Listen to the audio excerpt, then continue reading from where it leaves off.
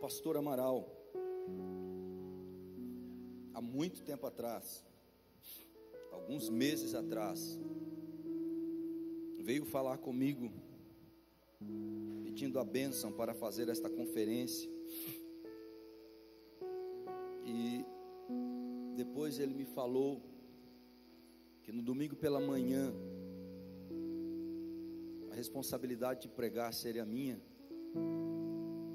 Eu já comecei a orar e pedir para Deus uma direção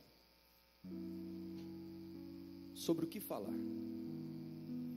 Haja visto que nós misturamos hagios, que é separado, consagrado, santificado, com frequência, permanência e profundidade. Frequência, profundidade e permanência seria a ordem mais correta. Diga comigo, frequência. Porque se eu não frequentar, diga, se eu não tiver frequência, não vou ter profundidade. E só se eu tiver profundidade, eu vou permanecer. Porque quem não tem profundidade não permanece, irmão. Não fica. Não fica. Então, eu só consigo permanecer se eu for hagios. Eu só consigo permanecer, eu só consigo ir adiante na minha fé, na minha vida com Deus, ainda que com dificuldades, ainda que com lutas, ainda que com provas, ainda que cheio de tentações, de provações, ainda que cheio de crises, de angústias às vezes. Eu só consigo permanecer se eu tiver profundidade. Se eu não tiver, eu não consigo.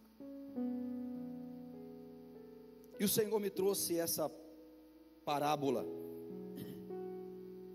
que a princípio eu fiquei meio, Senhor, parábola do filho pródigo, numa conferência sobre hagios.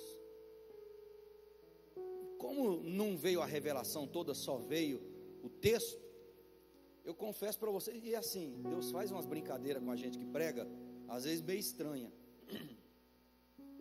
Às vezes Ele te dá um monte de coisa para você falar e não te dá o texto, você fica desesperado, mas onde está isso na Bíblia? Onde está isso na Bíblia, Senhor? E às vezes Ele te dá um tema, o texto, e não te dá nada do que você vai falar, e você fica meio em crise. E eu confesso que eu passei várias tardes, irmãos, no meu Éden, falando com Deus sobre essa parábola, sobre a parábola do filho pródigo. E eu me acostumei a ir à tardezinha lá para o meu cantinho onde Deus me deu, e lá eu fico, é como se fosse um Éden mesmo, onde Deus ia conversar com Adão toda tarde, todo entardecer. E eu estou montando meu Édenzinho lá, irmãos. Estou montando meu Édenzinho. Já plantei um monte de frutas. Sexta e sábado eu fui lá, fiz um monte de canteiro de ervas, de condimentos, de coiserada, de fruta. E estou lá, apaixonado, e estou lá. E o sol vai caindo, aquele entardecer, coisa mais linda. Eu estou ali falando com Deus, sendo ministrado por Deus. E Deus havia me dado esse tema, essa passagem. Só que eu não conseguia entender ainda o que é que Deus queria. Eu não tinha ainda a revelação. E para ser bem honesto para os irmãos, eu comecei esta ministração, já tem mais de 60 dias que eu comecei a trabalhar nisso aqui, que me veio esse tema. E ontem à tarde, que o último vento soprou ali, me deu o restante. Foi um negócio meio estranho. Você sabe quando você tem uma mensagem até na metade, você fala, meu Deus, que Deus te rebenta, Deus trabalha, você fica empolgado, animado, mas o meio e o fim não vinha. E eu falo, meu Deus, e agora? O que eu vou fazer? Como é que eu termino isso? Vou começar, mas e terminar? E ontem à tarde, irmãos, eu sentado ali atrás, ali, e o vento soprando aqui, ó. E eu só na agendinha, diz que um pastor meu de homilética no seminário, ele dizia assim, olha, pregador nunca anda sem papel e caneta. Pregador nunca anda sem papel e caneta. Agora a gente tem um celularzinho, né? Você anota no celularzinho ali, até grava a voz e tal, né? Ficou mais prático. Ele falava, porque você não sabe a hora que o Senhor vai te dar uma palavra. Você tem que estar preparado para anotar. Não confia na tua mente, não, que a tua mente falha. E esses tempos atrás eu me dediquei a estudar sobre filosofia clínica. Conheci essa área na faculdade, me apaixonei por ela, é uma área que eu gosto, filosofia clínica. Mexe muito filosofia com psicologia, mistura muito, está uma arraigada na outra. Então eu me dediquei a ler, a estudar um pouco sobre filosofia clínica. E numa destas tardes com Deus, fez assim, fundiu a filosofia com a teologia, veio, bateu assim, fundiu. Deus me mostrou algo, usando a filosofia clínica. Vamos ler o texto, você vai entender já já. Eu sei que já ficou aí, mas o que achou? Fique tranquilo, daqui a pouco você vai entender. Por que eu estou misturando essas coisas? Não foi eu, foi o Espírito Santo. Lucas 15, 11. Jesus continuou. Um homem tinha 2 filhos. O mais novo disse ao seu pai: Pai, quero a minha parte da herança. Assim ele repartiu a sua propriedade entre eles. Está escrito aí que ele repartiu entre os 2? Está escrito sim ou não? Tem alguma versão diferente? Não, né? Repartiu entre eles. Pois bem, não muito tempo depois, o filho mais novo reuniu tudo o que tinha e foi para uma região distante. Lá desperdiçou os seus bens vivendo irresponsavelmente. Depois de ter gasto tudo, houve grande fome em toda a região e ele começou a passar necessidade. Por isso foi empregar-se com um dos cidadãos daquela região, que o mandou para o seu campo a fim de cuidar de porcos. Ele desejava encher o estômago com as vargens de alfarrobeira que os porcos comiam, mas ninguém lhe dava nada. Caindo em si, disse: quantos empregados de meu pai têm comida de sobra, e eu aqui, morrendo de fome. Eu me porei no caminho e voltarei para o meu pai e lhe direi: Pai, eu pequei contra o céu e contra ti. Não sou mais digno de ser chamado de teu filho.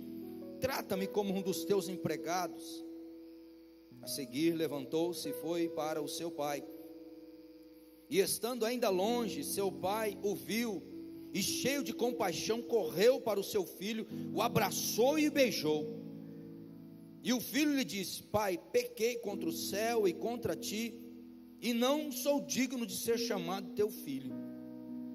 Mas o pai lhe disse aos seus servos: depressa, tragam melhor roupa e vistam ele, coloquem um anel em seu dedo e calçados em seus pés, tragam um novilho gordo, matem-no, vamos fazer uma festa e alegrar-nos. Pois este meu filho estava morto e voltou à vida, estava perdido e foi achado. E começaram a festejar o seu regresso. Enquanto isso, o filho mais velho estava no campo. Quando se aproximou da casa, ouviu a música e a dança. Então chamou um dos servos e perguntou-lhes o que estava acontecendo. Este lhes respondeu: seu irmão voltou, seu pai matou o novilho gordo, porque recebeu de volta são e salvo. O filho mais velho encheu-se de ira e não quis entrar. Então seu pai saiu e insistiu com ele. Mas ele respondeu ao seu pai: olha, todos esses anos eu tenho trabalhado como escravo ao teu serviço. Nunca desobedeci às tuas ordens, mas tu nunca me deste um cabrito para eu festejar com meus amigos. Mas quando volta para casa este teu filho, que esbanjou os teus bens com prostitutas, matastes novilho gordo para ele. Disse o pai: meu filho, você sempre esteve comigo, e tudo o que tenho é seu. Mas nós tínhamos que celebrar a volta deste seu irmão e alegrar-nos, porque ele estava morto e voltou à vida, estava perdido e foi achado. Bispo, o que isso tem a ver com Hagios? Porque normalmente bispo, na conferência Hagios, eu quero entender santidade, eu quero aprender sobre santidade, eu quero entender quais são os passos para ser santo, os passos para a intimidade, os passos para receber o Espírito Santo, os passos para ser cheio do poder, os passos para isso.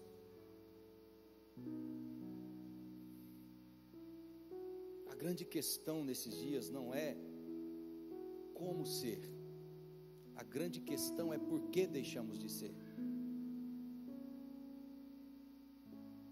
A grande pergunta é por que não somos Hagios?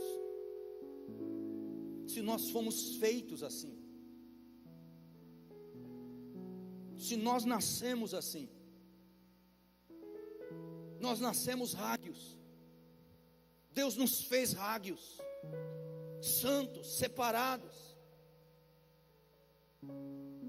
Então a grande questão é por que eu não estou sendo? Muitas vezes nos debruçamos em cima desta pergunta, como ser, e ficamos esperando que alguém chegue aqui em cima e fique te dando uma receita para que você seja santo, no seu falar, no seu pensar, no seu agir e tal, mas a grande questão de fato e que me intriga é por que nós deixamos de ser, o que é que tem nos levado a não ser, o que é que tem provocado esta deformidade nas nossas vidas. Por que eu falei de filosofia clínica? Porque ela estuda o existencialismo, a existência humana e a desconstrução humana. Ela procura entender a construção humana e a desconstrução humana, a construção do indivíduo e a desconstrução do indivíduo. E a minha crise nesses dias foi: o que levou este filho a se deformar tanto, a se deteriorar tanto, a querer deixar a casa do pai, a não desejar mais o abraço do pai, o carinho do pai, o afeto do pai, a não estar mais junto com o pai, a não desfrutar mais da presença do pai e querer ir embora. Como alguém pode se deformar tanto? Como que o diabo tem todo esse poder? E como ele consegue de forma tão fácil destruir tudo aquilo que Deus constrói, que o Espírito Santo constrói? A grande questão foi essa. Foi isso que me deixou em dias e dias em crise, angustiado, buscando entender o que é que aconteceu com este rapaz, e não foi só com um. Porque tem muitos que não saíram da casa do pai, mas estão aqui dentro e não entendem nada do pai, não conhecem o pai, não desfrutam do pai, não vivem a presença do pai. Estão aqui dentro, mas são verdadeiros estranhos para o pai. Mesmo estando aqui dentro, não tendo saído, vem se deformando, vem se desestruturando, perdendo a identidade, e não parece mais nada com o pai. Então, o que é que tem provocado isso? E eu fico em crise com isso, irmãos, porque eu já tive tantas pessoas na minha vida, que passaram pela minha vida, que foram instrumentos de Deus na minha vida, e que hoje estão aí destruídos aí fora. Pessoas que me levaram para Cristo, que me ajudaram a ir para a presença de Deus.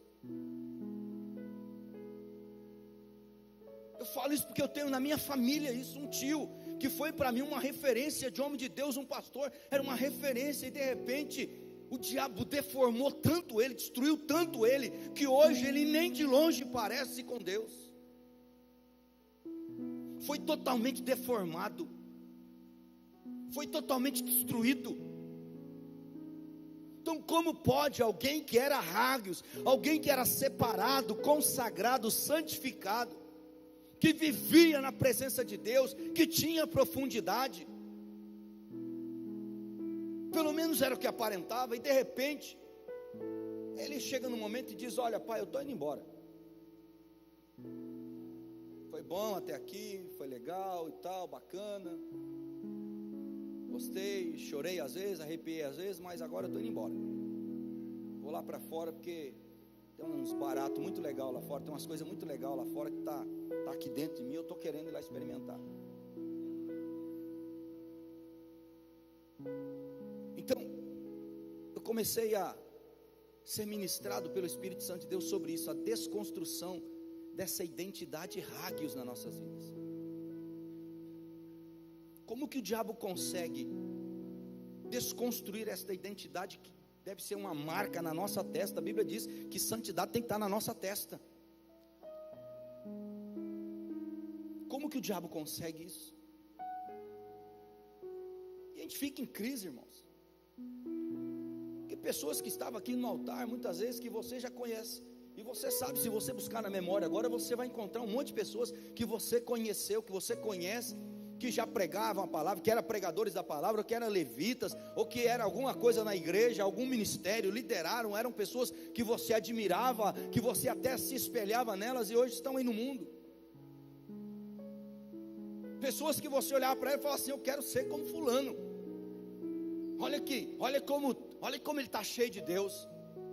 Olha como eu vejo Deus na vida dele, olha como eu vejo Deus na vida dela. Eram hagios. Eu não vou aqui falar com aquela desculpinha, não, é porque nunca se converteram, nunca tiveram na presença de Deus. Não, tiveram sim, irmãos. Tiveram sim. Experimentaram Deus sim. Tiveram experiências com Deus sim. Talvez você fale assim: não, mas não tiveram, irmãos, eu passei por isso. Eu era convertido, eu estava dentro da igreja, eu tinha experiência com Deus, eu tinha coisa do Senhor, no começo da minha fé era muito gostoso, ia para congresso, para vigília, um monte de coisa. Mas quando eu fui para o exército, eu me desviei, fiquei no quartel lá, quase 3 anos e pouco, desviado, afastado do Senhor. Dizendo aqui, os teus relacionamentos, ele pode construir em você a identidade hagios, ou ele pode deformar a identidade hagios na tua vida. É isso ou não? É. O sábio aqui já começa nos dando uma direção. Você quer entender como que o diabo começa esse processo na vida da pessoa? Você quer entender como que o diabo consegue fazer isso na vida de alguém que está lá dentro da igreja, que está lá na presença do Senhor, que levanta a mão para o céu, que chora, que se emociona, que se quebranta na presença de Deus, que está cheio de Deus? Você quer entender como que o diabo consegue fazer isso com tanta facilidade? Você quer entender isso? Eu falei: eu quero, Senhor. Ele falou: olha aqui, ó. Olha aqui. Olha aqui, se eu andar com quem é cheio do Espírito Santo, se eu andar com quem é cheio da presença de Deus, se eu andar com quem é cheio da palavra de Deus, eu vou me tornar mais cheio de Deus, mais cheio da palavra, mais cheio do Espírito, mais cheio da unção, mais cheio da vida de Deus na minha vida. Mas ao mesmo tempo está dizendo assim: mas se você começar a andar com quem é incrédulo, com quem não crê, com quem é falho, com quem é carnal, com quem é imoral, você vai se tornar igual a ele.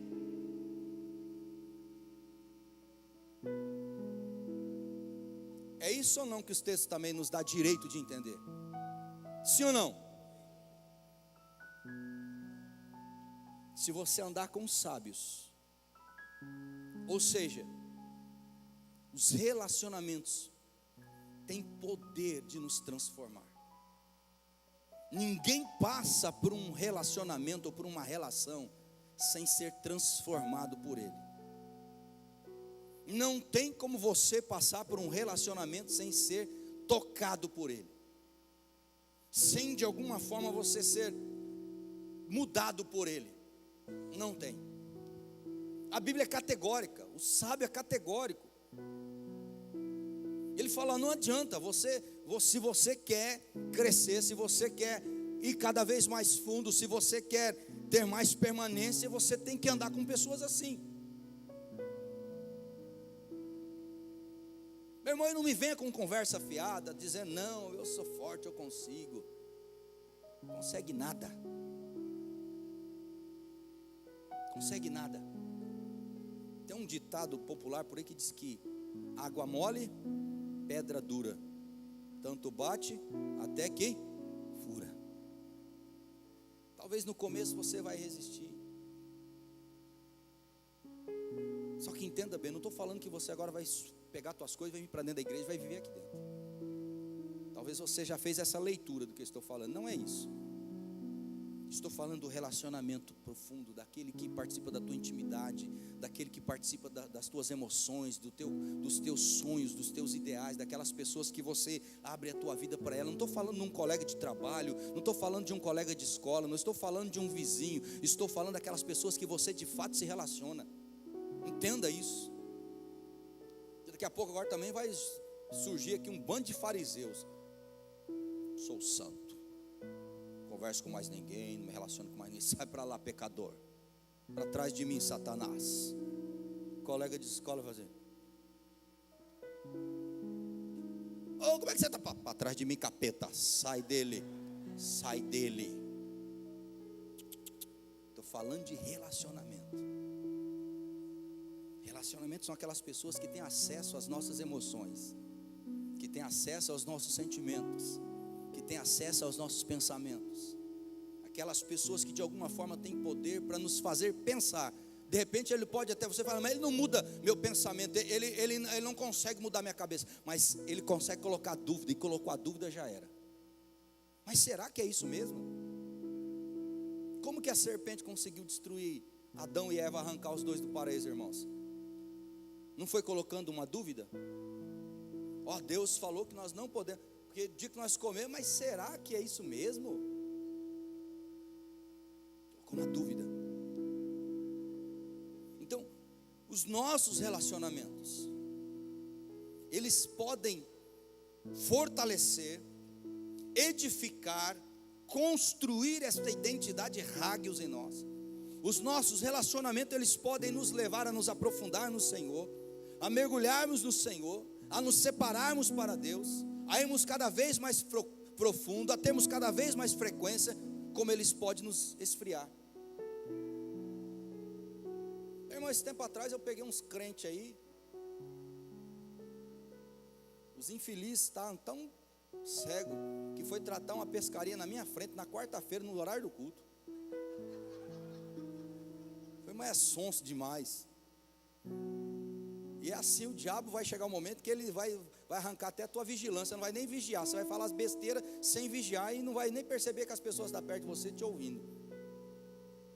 Eu estou lá só assuntando, e os dois estão lá, então, nós vamos quarta-feira, porque nós saímos meio depois do almoço, já ia matar até o serviço, metade do dia de serviço os infelizes iam matar. Eu estou só assuntando, né? Estou escutando e tal. Não, porque nós vamos quarta-feira, tal, e eu estou lá assuntando. Quando terminar de combinar, porque eu vou pegar o barco, o motor, não sei o que, combustível, aquela coisa toda, já estava tudo desenhado na cabecinha deles. Aí, sou pequenininho, né? Cilada, irmão. Eu sou pequenininho, às vezes as pessoas nem me percebem. Eu estou ali do ladinho, só suntando, né? Aí terminou os dois, papai.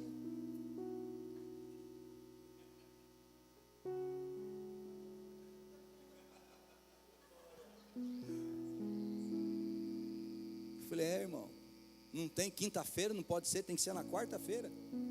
Quinta-feira você não tem grupo de intercessão, você não tem culto, e você vai marcar na quarta-feira um dia de culto.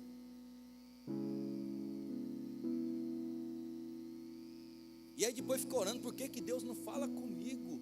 Eu estou pedindo uma resposta de Deus, mas o infeliz está lá no barco pescando e Deus está aqui falando.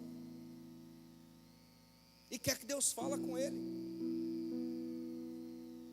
E o outro irmão, em vez de chegar nele e falar, irmão, que isso? Vamos vigiar, irmão. Quarta-feira é dia de culto, vamos marcar para quinta-feira, vamos marcar, se o teu grupo é na terça, marca para segunda, ou marca para terça, se o teu grupo é na segunda, mas o cara vai marcar na quarta-feira.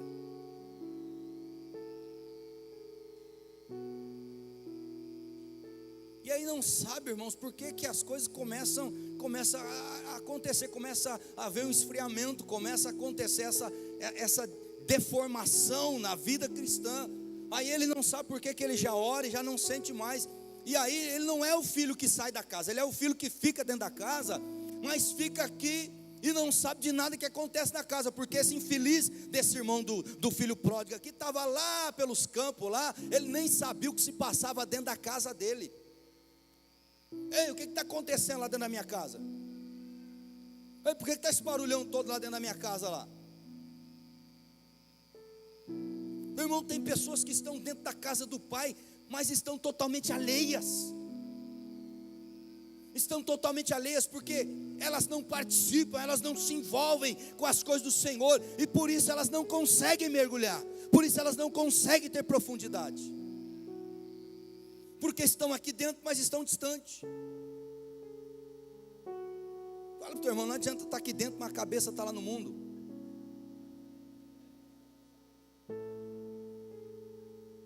Então os nossos relacionamentos, eles têm esse poder de ir deformando aquilo que Deus construiu com tanto amor nas nossas vidas. Você entendeu isso? Tem esse poder. Isso vai comendo a pessoa por dentro e vai nos destruindo, e nós muitas vezes não falamos, ficamos quietos. Estamos com um monte de problema, já fomos contaminados, já não sentimos mais a presença de Deus, já não sentimos mais a unção de Deus, já estamos totalmente detonados, mas não falamos nada, ficamos quietos aqui dentro, ainda muitas vezes ficamos aqui fingindo que estamos sentindo alguma coisa. E fingimos mesmo, irmão.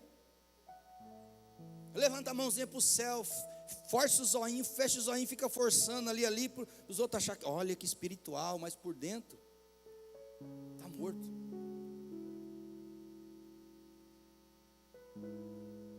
Até porque nós estamos vendo nas igrejas evangélicas que as igrejas não é um espaço para nós nos abrirmos, desabafarmos, falar das nossas fraquezas, falar das nossas crises. As igrejas é um lugar onde os crentes se juntam só para contar vantagem, contar bênção. Ninguém aceita, ninguém quer perder, todo mundo quer contar uma bênção maior que a outra, não é assim? Rapaz, essa semana eu saí de casa, eu estava andando de moto, eu vi um anjo voando do meu lado. Rapaz, eu levantei de manhã, já tinha 2 na porta da minha casa. Todo mundo querendo contar vantagem, um mais vantagem que o outro. Mas ninguém chega no irmão e fala, meu irmão, olha, rapaz, eu estou mal, não estou legal. Não estou murmurando não, irmão, eu estou me abrindo para você, porque a Bíblia diz para a gente conversar uns com os outros, orar uns pelos outros. Eu estou precisando que você ore por mim, eu não estou legal. Meu irmão, essa semana eu estou numa guerra lascada dentro de mim. Estou numa guerra lascada dentro de mim. Estou sendo bombardeado mesmo, as minhas vontades, minhas emoções é de jogar tudo para cima, jogar tudo para cima. Me ajuda, ora por mim. Nós não fazemos isso, irmãos, porque nós criamos essa ideia de gospel, de que a vida do crente é só bênção. Nós criamos essa ideia gospel que está sendo vendida pela televisão e em muitos púlpitos de muitas igrejas por aí, que a vida do crente é só conquista, é só alegria, é só vitória, é de vitória em vitória, é de conquista em conquista. Rapaz, Deus abriu a porta, eu troquei de carro, e eu abri a porta, Deus me deu uma casa, e fica só contando bênção. E nós não oportunizamos esse espaço onde nós rasgamos o coração um para o outro, falamos, ó meu irmão, eu estou detonado, eu preciso de ajuda, estou precisando de ajuda, meu irmão, eu estou arrebentado, ora por mim. E é por isso que eu tenho amado essa ideia do discipulado, porque com o discipulado eu vou poder entender isso na vida do meu discípulo, e ele vai ter alguém para abrir o coração, e eu vou ter alguém para me abrir também, para que eu não perca essa paternidade, para que eu não deixe que essa paternidade seja deformada na minha vida pelo inferno. Agora, para isso eu tenho que tomar esses cuidados, irmão, cuidar com os meus relacionamentos. E como nós temos uma grande maioria jovem aqui nesta manhã,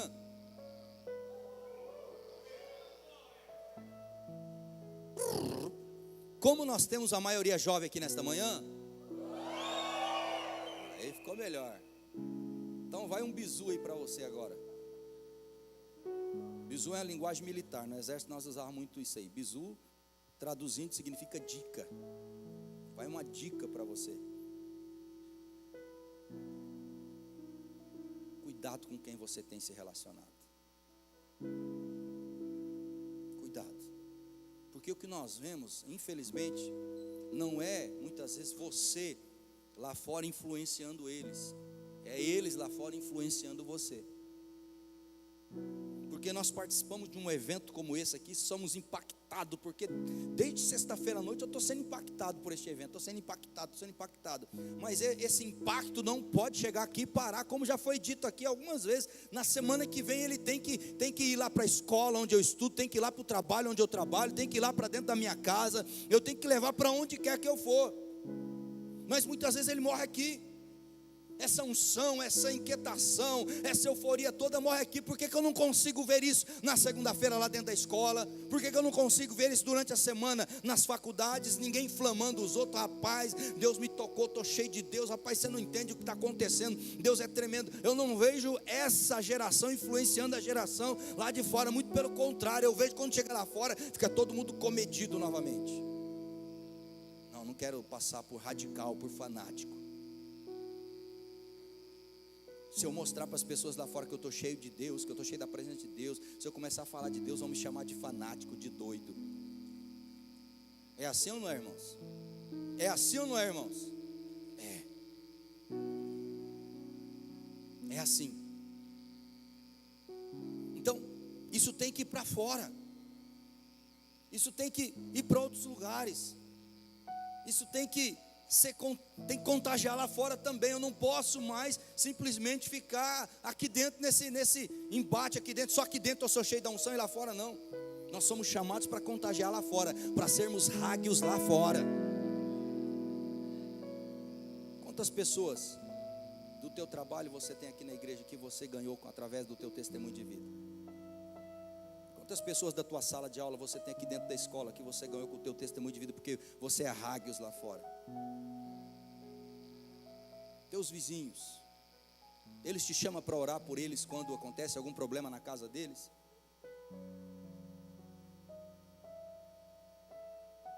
Eu tenho pessoas no meu local de trabalho aqui dentro. Meus vizinhos me chamam para orar por eles. Não é porque eu sou bispo, não, é porque eles conhecem a minha vida lá dentro de casa.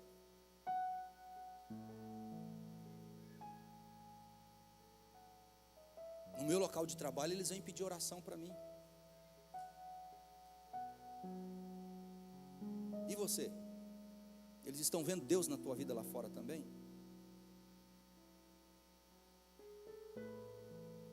Então os nossos relacionamentos, irmãos, eles podem ser uma ferramenta para a edificação da tua vida, ou eles podem destruir a tua vida. Eu já disse isso aqui há algum tempo atrás, e volto a dizer, que como diz o pastor Zé de Barros, eu não tenho preguiça de falar. Tem crente que o melhor amigo dele não é um cristão, é um ímpio. Eu não consigo entender isso, irmão. Bispo, não seja radical. Não, eu vou ser sim, meu irmão. E você vai ler Bíblia. E você vai ler Bíblia. Para de graça, rapaz. Se a Bíblia está dizendo que não há comunhão entre os filhos de Deus e os filhos da treva, como você me fala que o teu melhor amigo é um filho das trevas? Ô infeliz, vai ler Bíblia, rapaz. E ainda vem com aquela conversinha santa, tentando gospelizar essa amizade para mim. Não, bispo, eu estou tentando ganhar para Jesus, é por isso que é meu melhor amigo. Não, uma coisa é você tentar ganhar alguém para Jesus, outra coisa é você dizer que aquela pessoa que você abre a tua vida para ela é um filho das trevas. E aí você não sabe por que a tua espiritualidade fica assim, ó, sobe e desce, sobe e desce. Aí você não sabe por que a tua cabeça é cheia de caraminhola. Aí você não sabe porque quando você ora, você não sente a presença de Deus. Aí você não sabe por que você fica sozinho, você fica com medo.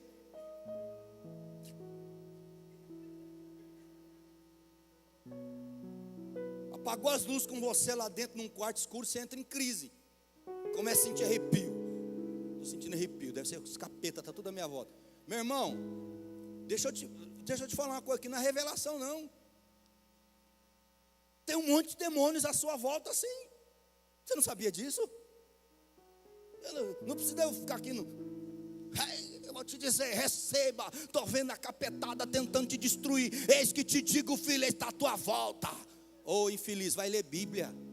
1 Pedro fala que o nosso inimigo está ao nosso derredor, bramindo como leão, buscando a quem possa tragar. Para de graça, meu filho. Vai ler Bíblia.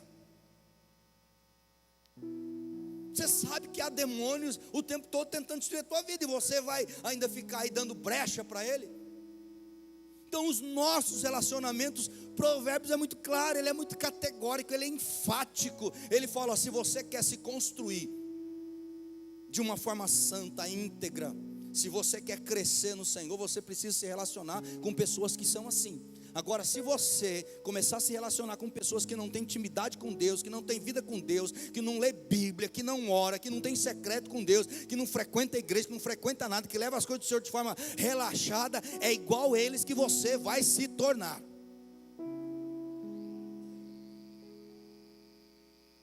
Ele está falando assim, ó, anda com sábio, você vai se tornar sábio. Anda com os burros e você vai se tornar o quê? Anda com sábio, você vai se tornar o quê? Anda com os burros e você vai se tornar o quê? Credo, bispo. Como diz o pastor Fábio, Fábio, ele que pregou aqui ontem, menino? O Bruno, já estou trocando. Como diz o Bruno, você sempre joga para alguém mais superior a você, que daí o problema é de quem é maior, tem autoridade maior que a sua. Quem disse isso não foi eu, é a palavra. Você que não concorda comigo vai brigar com a palavra. É a Bíblia que está dizendo que se você andar com pessoas sábias, você vai se tornar sábio. Se você andar com burro, você vai se tornar burro. E o pior é que isso não ouvi nem da Bíblia, irmãos. A primeira vez que eu ouvi alguém me falando isso, eu tinha acho que de 7 para 8 anos de idade. E eu nunca esqueci isso na minha vida. Tinha um professor chamado José Francisco na escola do ensino fundamental onde eu estudava. E ele, na hora do intervalo, esse homem me tira no meio do recreio, irmãos. E não há um sacrilégio maior do que você quebrar o recreio de uma criança, irmão. Você acaba com a vida dela. E eu na escola tem hora que eu seguro uns na hora do intervalo. Fez bagunça, eu seguro lá e fico enrolando lá. Eu fico na minha sala e fico segurando eles no banquinho do pensamento lá. Diretor, já bateu o sinal. Eu falei, não ouvi, fica aí, espera. Não ouvi, fica aí. Eu estou aqui dentro da sala ainda, eu não fui para o intervalo, fica aí, espera aí. E esse homem me chama no meio do intervalo, irmãos. Eu falei, ai, o que aconteceu? Eu brincando de pega-pega, irmãos. Nem estava comigo, se tivesse comigo ainda tudo bem, né? Nem estava comigo. E ele me tira no meio da brincadeira e me chama para dentro de uma sala lá e fala assim, Edson, vem cá, deixa eu falar uma coisa para você. Aquilo eu estava assim, ó. Falei, o que eu fiz? Aí a cabeça da criança já fica a 1000 por hora, né? Que você imagina que você fez alguma cagada. Eu fiquei pensando o que eu fiz. Eu já voltei, rebobinei a fita umas 3 vezes, que a mente de criança também é assim, não é assim? Eu rebobinei a fita umas 3 vezes, não achei nada. Eu falei, meu Deus, o que eu fiz? Ele falou, deixa eu te dar um conselho para você. E ele foi tão amoroso. Aquele homem foi usado pelo Espírito Santo de Deus. Ele falou, deixa eu te dar um conselho para você. Nunca anda com pessoas piores que você, porque elas vão te influenciar. Irmãos, eu tinha de 7 para 8 anos de idade quando eu ouvi isso. Eu nunca mais esqueci. Eu já falei isso para centenas de alunos na escola quando eu chamo para conversar. Porque isso marcou a minha vida, isso mudou a minha vida, na verdade. Ele falou, não anda com pessoas piores que você, meu filho. Sempre anda com pessoas melhores que você. Porque se você andar com pessoas piores que você, você vai começar a se parecer com elas. Se você andar com pessoas melhores que você, elas vão te puxar para cima. Elas vão te fazer crescer, elas vão te puxar para cima. Se você andar com pessoas piores que você, elas vão te puxar para baixo. Só falou isso. Tá bom, meu filho? E deu uma bagunçada no meu cabelo, que é algo que eu tenho raiva até hoje, irmãos. Tá bom, meu filho? Meu irmão, se você quer receber orações de bênção da minha parte, nunca faça isso. Tá bom, bispo? Só Deus, eu e o inferno sabe a luta que é com isso aqui todo dia. E o infeliz vem.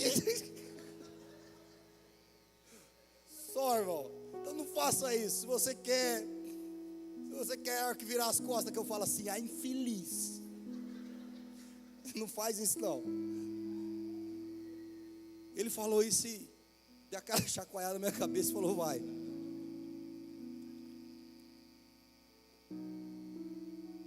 Falei, amém. E aquilo ficou. Por quê, irmãos?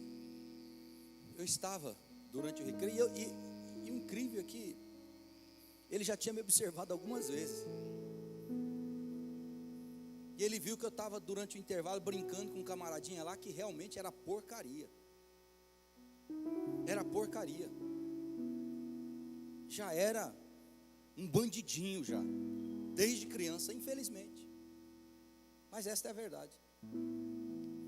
E ele falou, para de andar porque ele vai te puxar para baixo. Ande com quem vai te puxar para cima. Irmãos, eu parei de brincar com aquele menino. E um dia ele veio falar comigo, rapaz, o que está acontecendo? Ué, por que não está brincando comigo? Eu falei, não, dá um tempo aí, deixa quieto. Eu não sei se o capeta ouviu a conversa, deve ter ouvido a conversa minha com o professor, e o capeta soprou no ouvido daquele moleque. Sei que no outro dia, no final da aula, ele e a gangue dele me juntou no final da aula e deu uma pisa em mim e no meu irmão. Foi bom para mim aprender. Porque daí eu tive certeza, o professor tinha razão, esse cara não presta. Esse cara é vagabundo. Esse moleque não presta não. Olha o que ele fez comigo. Só porque eu não quis brincar com ele, já me bateu?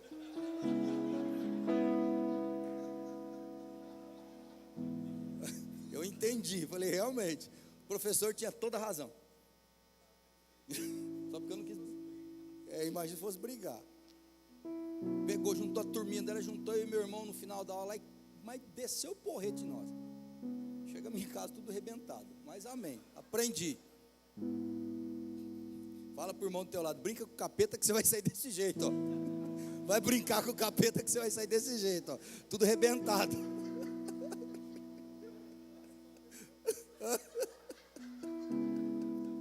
Fiquei mesmo, meu irmão. Fiquei com medo de ir para a escola. Fiquei mesmo com medo. Fiquei mesmo. Eu chegava na escola assim, olhando para ver onde ele estava.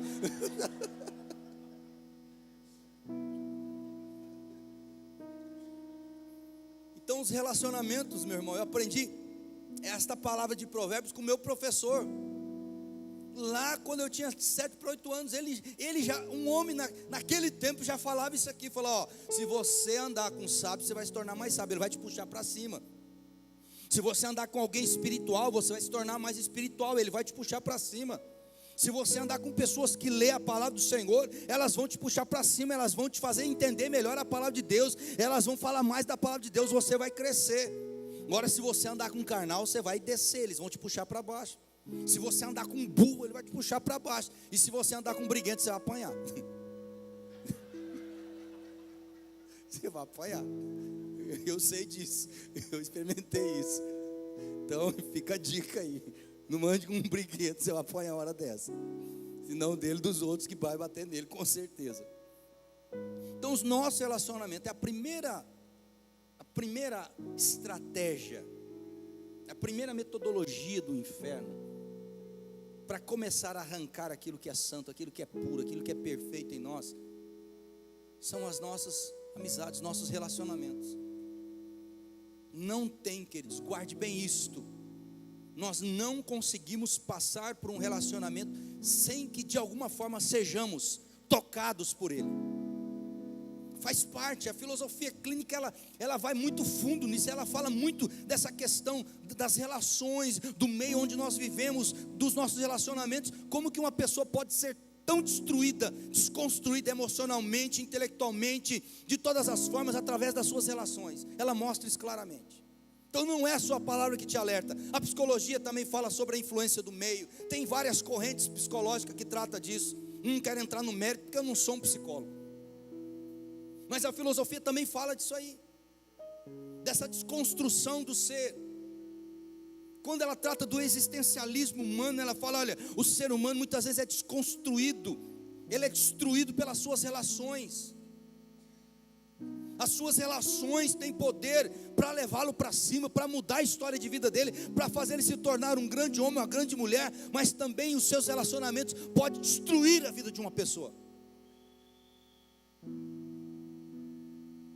Outra questãozinha do jovem é aquela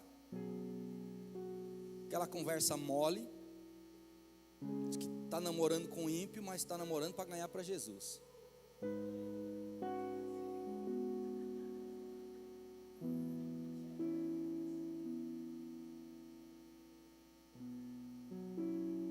Irmãos, deve achar que a gente não lê Bíblia, né? Deve achar assim: meu bispo, meu pastor não lê Bíblia, eu vou pegar ele agora. Meu irmão, eu tenho anos de estrada, tenho anos de leitura da palavra de Deus, eu já li isso aqui, a palavra do Senhor um monte de vezes, já estudei isso aqui, passei 6 anos em um seminário, 6 anos, estudei grego, hebraico, estudei tudo, as cartas paulinas, o que Paulo quis dizer, o que ele estava falando, eu estudei tudo, irmão. Aí você vem me dizer que não tem nada a ver, aí você vem me dizer que isso é radicalismo, que isso é extremismo religioso, ou então vem com aquela carinha de santo dizer para mim assim: não vai me contaminar, eu sou forte. Você é forte até que a mão boba dele começa a correr no teu corpo. Você é forte até que o corpo dela não encosta no teu. Estou falando besteira aqui, irmãos?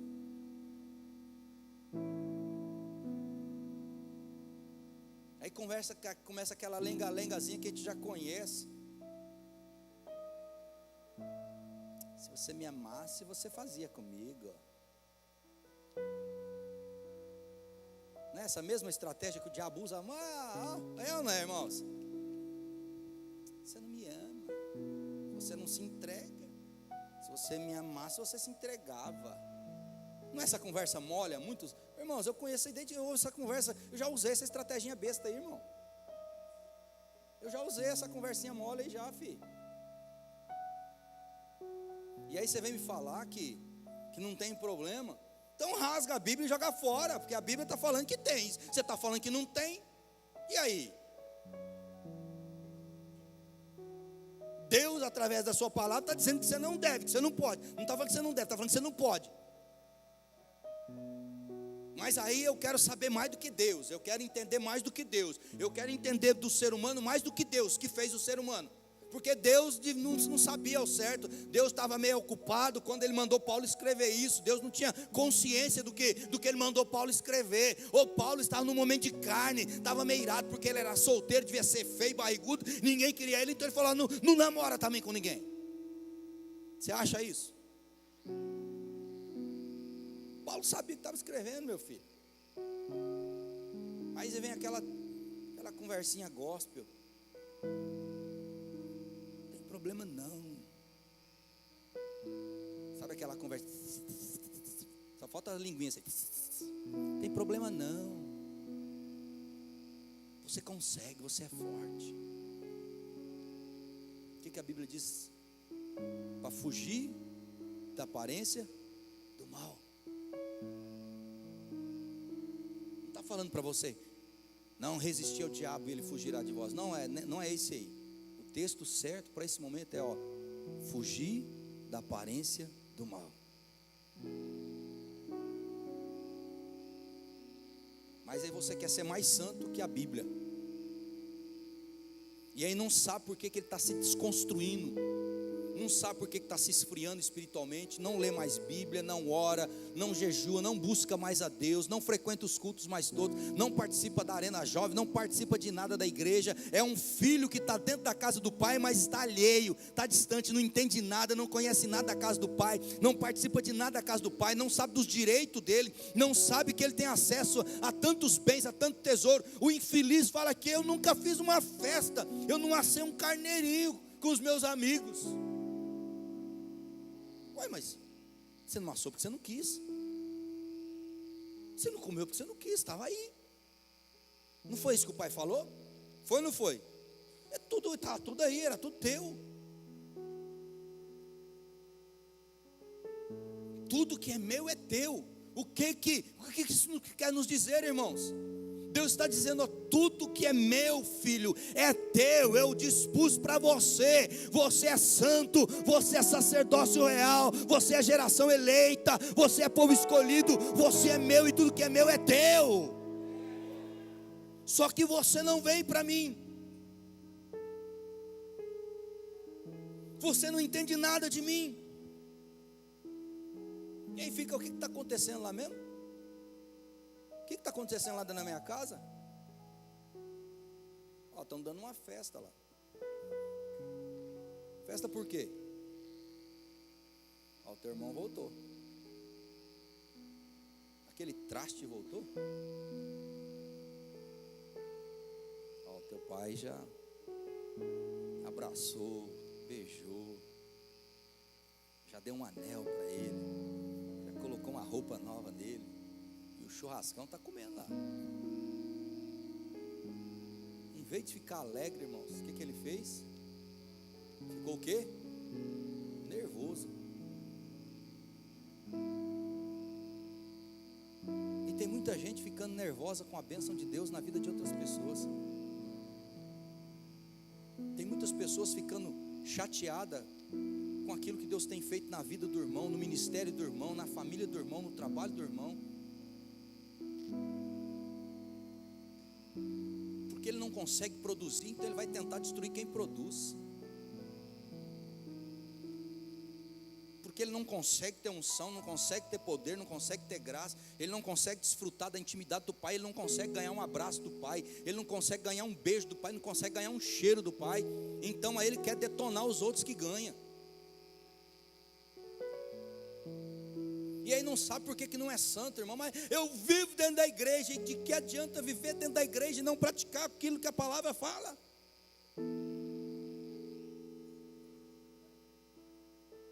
De que adianta? O pai falou: meu filho, eu estou aqui, eu estou aqui. O dia que você quiser me abraçar, me beijar, me cheirar, vem cá. Meu filho está aqui, ó, fazenda, tudo que tem aqui na minha casa, no meu reino, tudo que eu tenho é teu. O dia que você quiser fazer uma festa, pode fazer. Tudo que eu tenho é teu, eu já te dei, eu já dividi. Meu irmão, olha a burrice do irmão do filho pródigo. Vocês lembram no começo da leitura que eu falei para vocês, e dividiu entre os dois. Não repartiu a herança para os dois. Foi ou não foi? Ele já não tinha então herança? Tinha ou não tinha? O besta não estava desfrutando. O besta estava achando que não podia. Está lá dentro, mas não estava desfrutando de nada.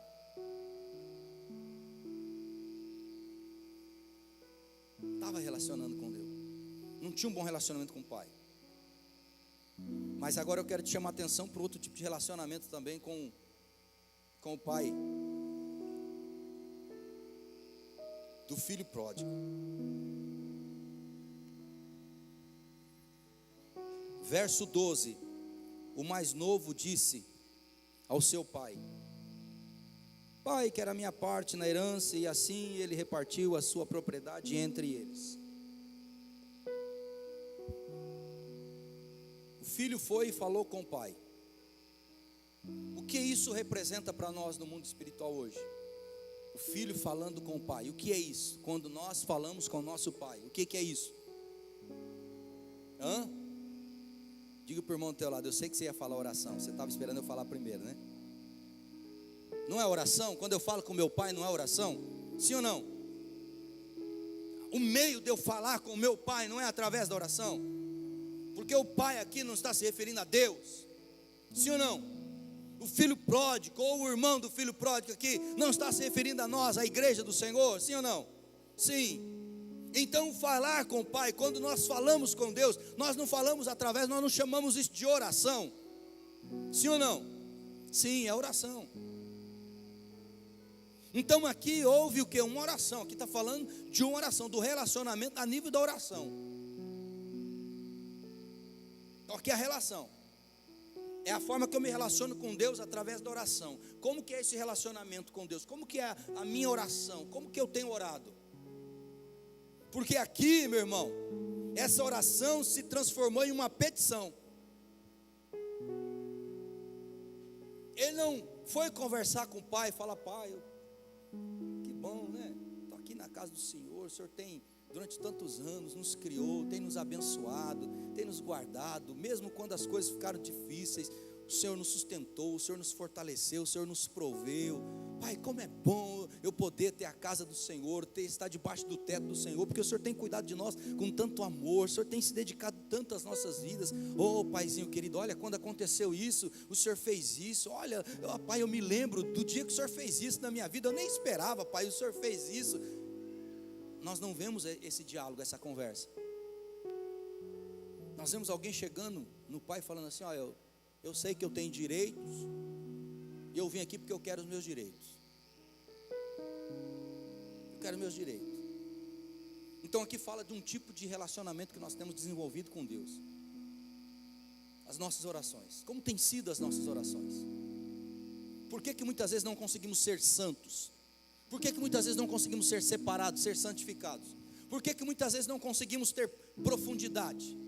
Mesmo tendo frequência, não temos profundidade. E por isso não conseguimos permanecer. Porque a nossa vida de oração não é um diálogo com Deus, é uma vida de petição. Nós só sabemos nos apresentar diante de Deus para pedir, pedir, pedir, pedir, pedir. Eu não me relaciono mais com o Pai por amor, pelo simples prazer da presença dEle, pelo simples fato de querer estar com Ele, de desejá-lo, de querer o toque dEle, o afago dEle, o cheiro dEle. Tudo que eu busco é o que Ele pode me dar. Eu me tornei uma noiva que quer dar o golpe do baú. Não sou mais uma noiva apaixonada. Uma noiva que deseja o noivo, que ama o noivo, pelo simples fato dele ser quem ele é, pela presença dele.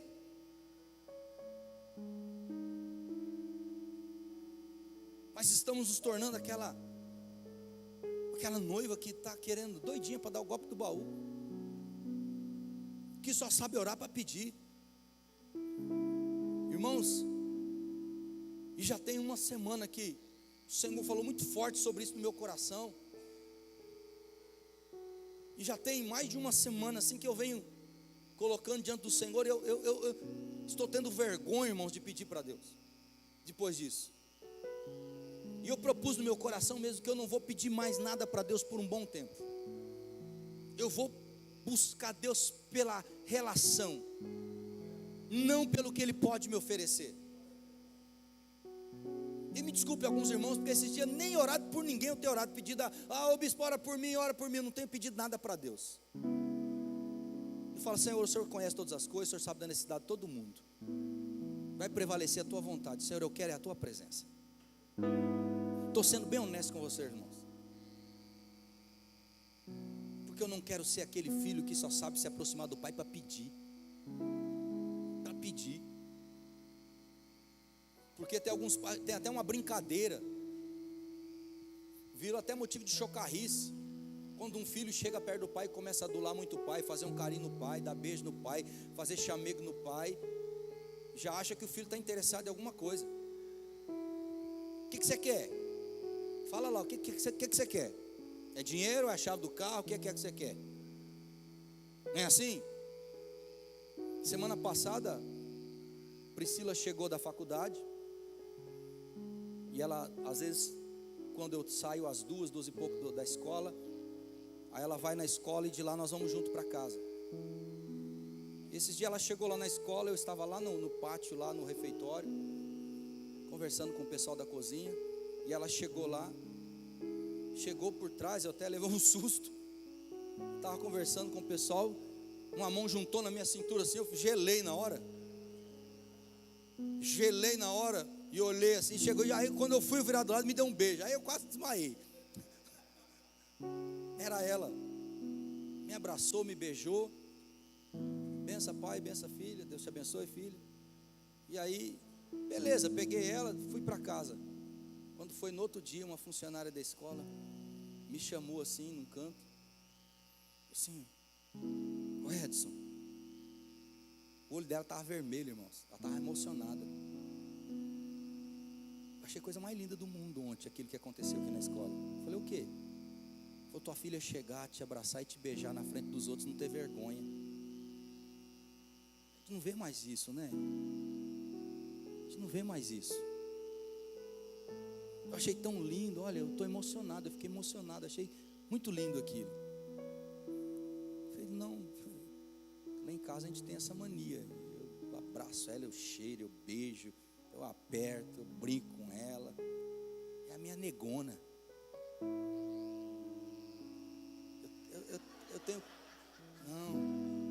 Eu tenho prazer de abraçar minha filha. Irmãos, você que é mãe, você que é pai, sabe do que estou falando. É algo muito gostoso, é algo muito delicioso. Agora há pouco nós, no momento do louvor, eu estava vendo ela ali no telão, cantando, adorando o Senhor. O coração da gente enche de alegria por ver ela fazendo as coisas do Senhor. O pai ama ver o filho bem. O pai ama ter esse contato de intimidade com o filho. Ele quer tocar o filho, ele quer cheirar o filho, ele quer abraçar o filho, ele quer alegrar o coração do filho, ele quer dar carinho, ele quer fazer com que o filho se sinta bem na presença dele, porque ele tem prazer na vida do seu filho. Qual o pai e a mãe que não ama um filho? Mas o filho vai por o pai só querendo arrancar alguma coisa, só para pedir alguma coisa. Ele não vai mais para o pai por um cafuné. O relacionamento dele com o pai não é mais de intimidade, é um relacionamento interesseiro, é uma relação de resultados, é uma relação utilitária. Eu me relaciono com Deus porque Ele é útil para mim, porque Ele me dá alguma coisa, porque eu oro, eu peço, Ele me dá. Mas entenda uma coisa, querido, nem sempre é sinônimo de bênção receber as coisas de Deus. A multidão também comia pão e peixe e não conhecia Jesus na intimidade. Não significa que porque você tem recebido alguma coisinha de Deus, você é íntimo de Deus. E alguns falam assim, eu não tenho tido intimidade com Deus, mas Ele tem me dado as coisas. Eu tenho visto muito isso por aí, meu irmão. Mas preste bem atenção, porque naquele dia muitos ouvirão: apartai-vos de mim, maldito, porque eu não vos conheço. Mas em teu nome fizemos isso, em teu nome fizemos isso, em teu nome fizemos isso, recebemos isso, recebemos milagres, recebemos aquilo. Não te conheço. A multidão recebia milagres, a multidão recebia cura, a multidão comia do pão, comia do peixe, mas a multidão não tinha relacionamento. A multidão não tinha relacionamento. Então, como tem sido a tua vida de oração? Quando você vai orar, o que é que Deus fala? Lá vem meu filho para um momento de comunhão e intimidade comigo. O Deus olha e fala assim: lá vem o pidão, lá vem a pidona, lá vem. Vamos ver o que vai pedir dessa vez. Só sabe pedir.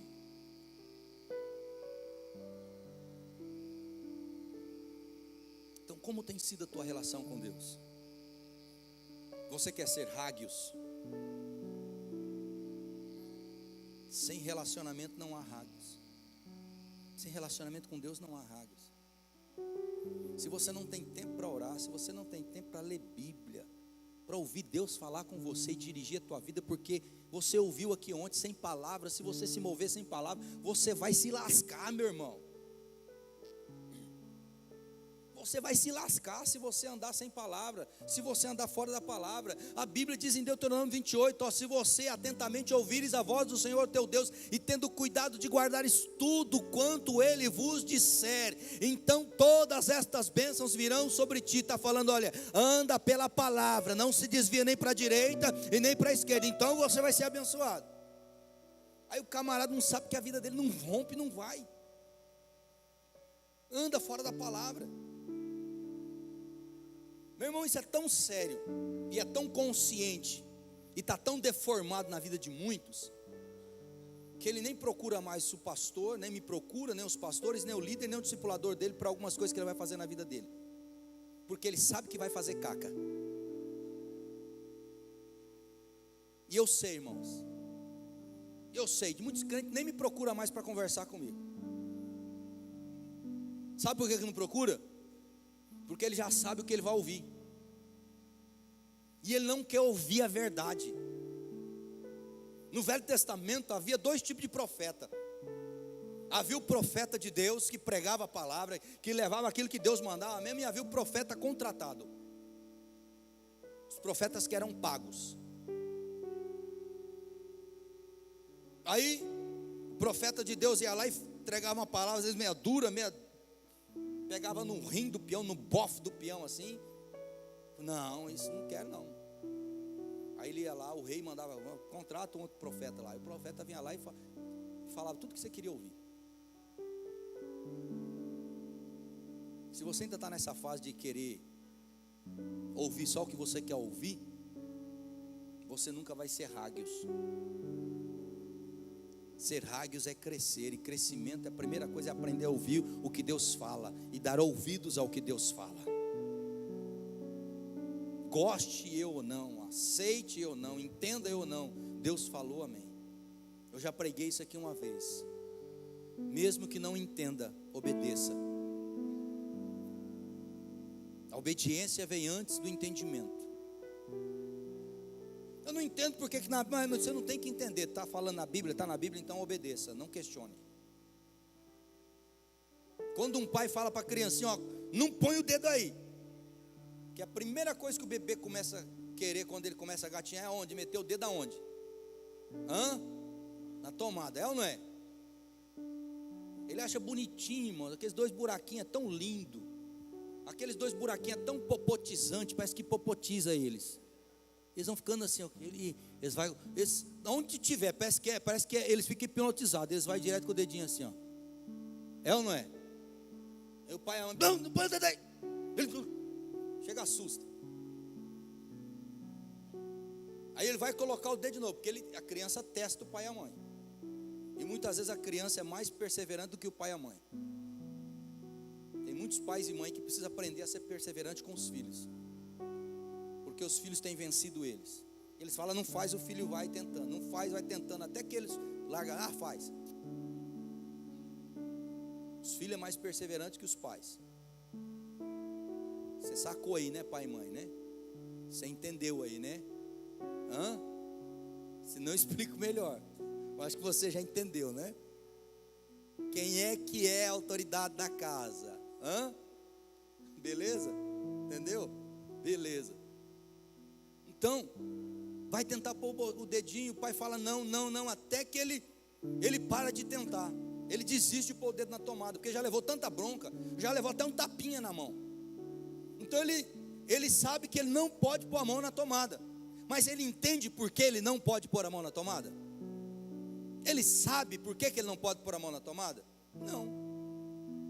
Adianta você chegar e falar para ele assim, meu filho, senta aqui. Pega eles, né? Às vezes sem blusinha, sem camisa, só de fraldinha, aquelas fraldas descartáveis, com aquelas perninhas de pão, coloca sentadinha. Adianta você colocar lá e ficar falando assim, meu filho, o papai vai te falar uma coisa. Fisicamente, por todas as fiações da nossa residência, corre uma corrente de energia positiva e uma negativa. E nessas dois buraquinhos ali saem uma corrente positiva e uma negativa. E se você colocar o teu dedinho, você levará uma descarga de 110 volts e você vai levar um choque. Isso vai provocar algumas reações no teu corpo. Provavelmente você vai ser jogado para fora ou vai desmaiar. O nenenzinho está assim, ó. Adianta você falar isso para o bebê? Ele vai entender? Não vai. Então ele não vai obedecer porque ele entende. Ele vai ter que aprender a te obedecer mesmo sem entender. E a palavra de Deus não é diferente. Nós precisamos às vezes obedecer mesmo que não entendamos. E se ela está dizendo para você, olha, cuidado com os teus relacionamentos, ó, não se relacione com um jugo desigual, olha, não faça isso. Aprenda, aprenda, aprenda. Faça, obedeça. Então pare de querer usar a palavra só para o teu benefício. Nós estamos vendo uma enxurrada, e me desculpe a expressão, mas a expressão correta é essa mesmo, uma enxurrada de pessoas indo para as igrejas, dizem, atrás de querer extorquir Deus, trazendo dízimos e oferta no altar para extorquir Deus, fazendo negociatas com Deus como se Deus fizesse, orando e determinando as coisas para Deus. Quem determina alguma coisa é Deus, você não determina nada, meu irmão. Ou você agora é Deus? Então como nós nos relacionamos? Esse filho chega para o pai e simplesmente, o pai me dá, eu quero, eu tenho direito, acabou. Ele queria determinar uma coisa para o pai. Aí você vai falar assim, mas bispo, o pai deu para quê? Por que o pai deu? Você já se perguntou por que o pai do filho pródigo deu a herança para ele?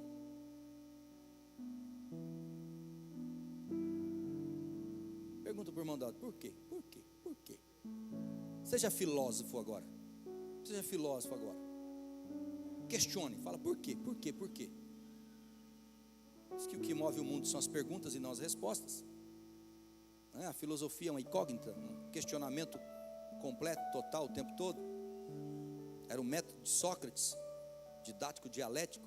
Respondia uma pergunta contra a pergunta. Por quê?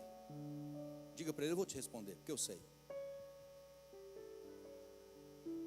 Fala, o pai só deu a herança para ele. Fala para o irmão, o pai só deu a herança para ele porque sabia que a única maneira dele aprender era saindo, quebrando a cara, para que ele pudesse voltar.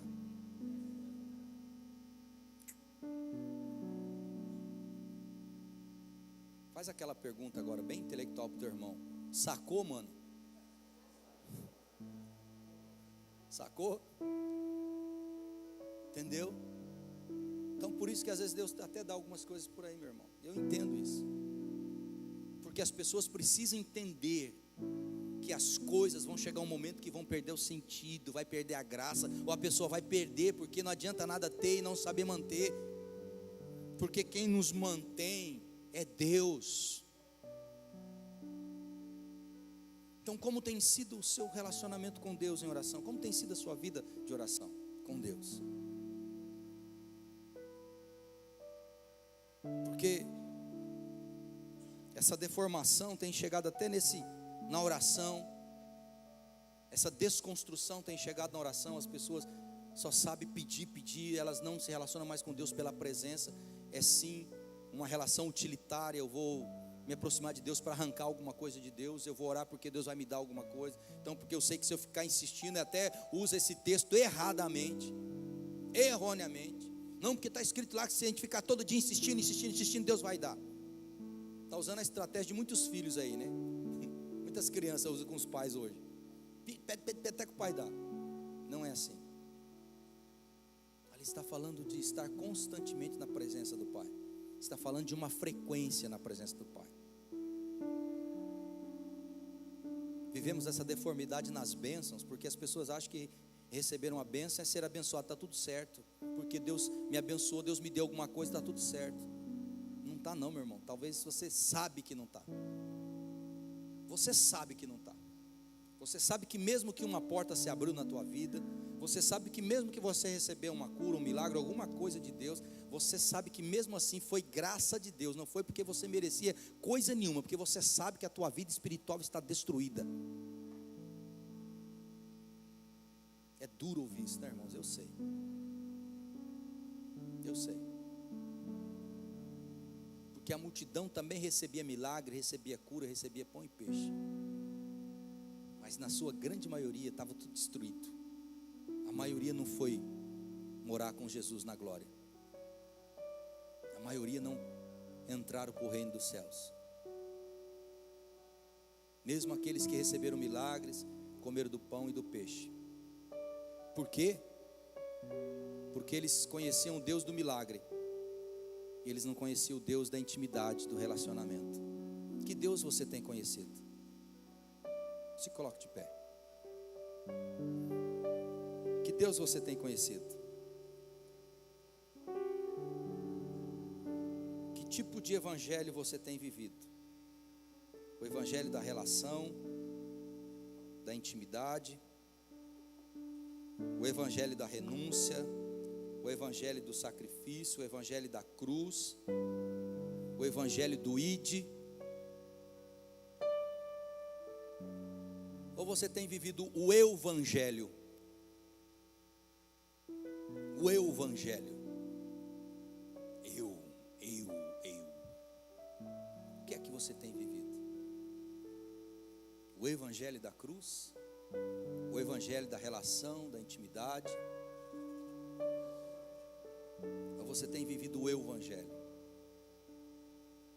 Com quem você tem se relacionado? Quem tem sido o teu círculo de amizade? Porque o salmista, no Salmo 1 também já nos alerta,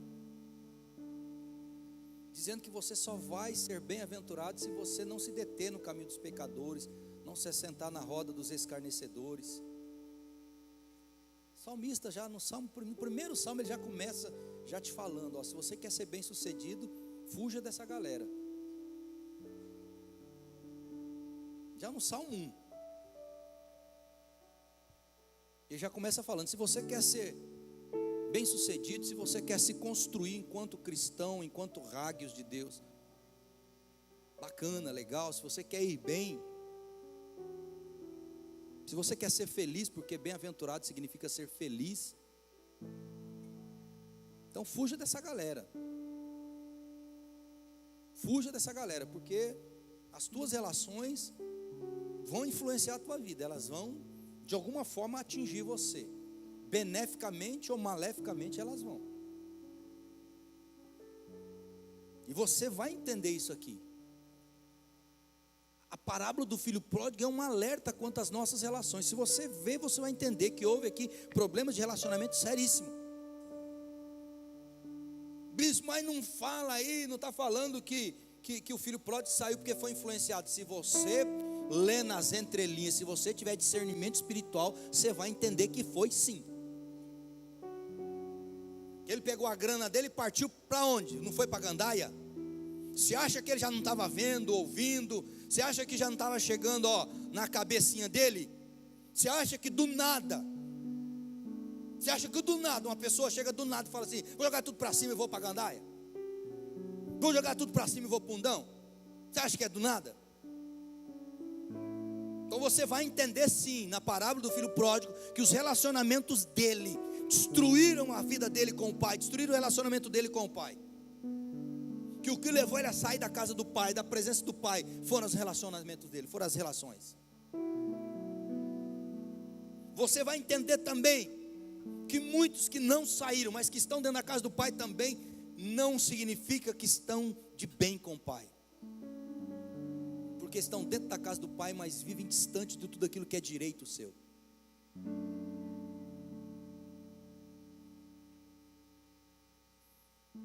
Espero de alguma forma ter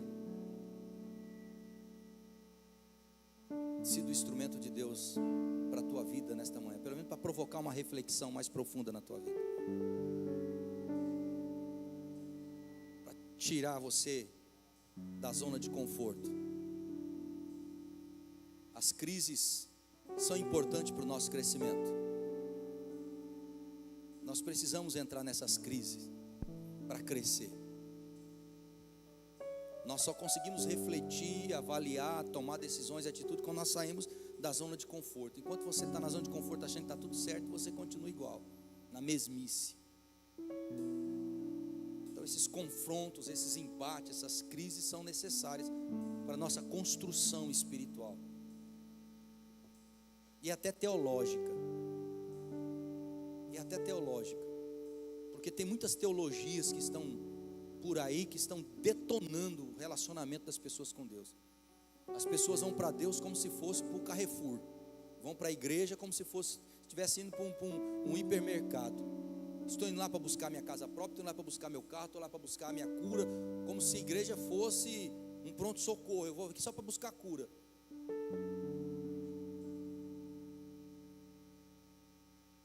Mas Deus não cura, bispo? Cura. Eu já orei para muita gente que Deus curou ela, recolheu, levou para a glória, elas não estão mais doentes.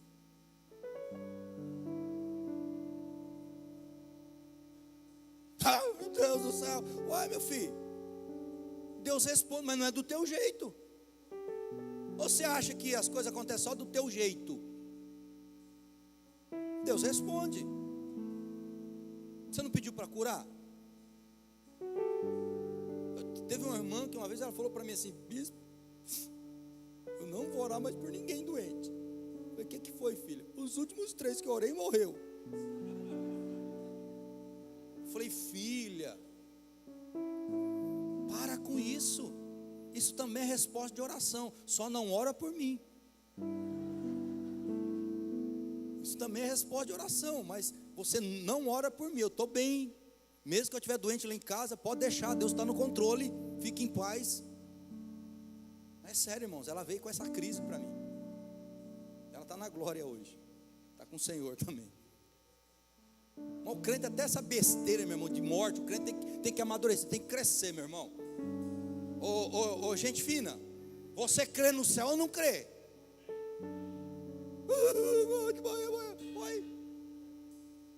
Você não sabia que ia morrer um dia? Você está servindo a Deus para quê? Para viver aqui eternamente, aqui na terra? Ou para viver com Ele eternamente? Amém. Então vamos mudar essa forma de relacionamento com Deus. Vamos parar de achar que ir para a igreja é ir para o hipermercado buscar bênção. Vamos ir para a igreja pela relação, pelo relacionamento, pela intimidade, pelo cheiro do Pai, pelo abraço do Pai, pelo o carinho do Pai, pela conversa com o Pai. Que a minha filha, se ela começar a chegar em mim só no final de semana, chegar em mim e mandar a mão nas minhas costas, porque ela sabe que eu gosto que coça as minhas costas, e mandar a mão nas minhas costas, começar a coçar as minhas costas: e aí, paizinho querido, tudo bem? Beleza, filha? Tô bom, agora tô gostoso, pode fazer. E ela fala: dá 50 para me sair. Primeira semana eu falo: beleza, filha, legal, toma, tá, pá. Se tiver, né? Se não tiver, já era.